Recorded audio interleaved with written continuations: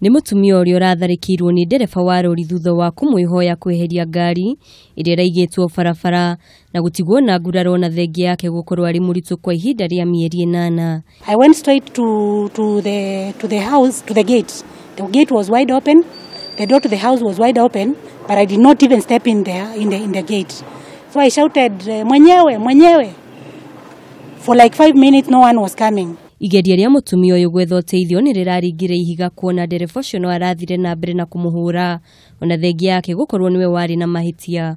He punched me here. Before I said anything, he punched me in this one. And this time I tried doing like this. Why are you doing this? That is why I think maybe his nails or something scratched me on his whatever when he was moving his hand like this. On this side there was a big rock.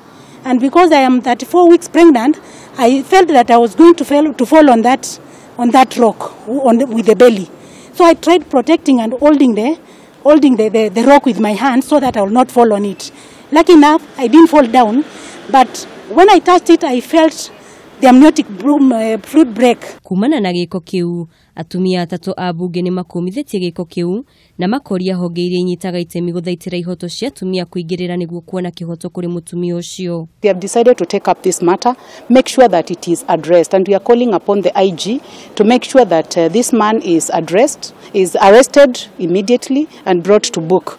We have seen many cases of gender violence occurring and happening, and recently there seems to be a trend which we want to condemn. Ndereba ucio arakinyitio ceceni-ini ya borithi ya Utawala na thutha ucio kurekererio undu uria wikirite Mutumia ucio kimakona hahu.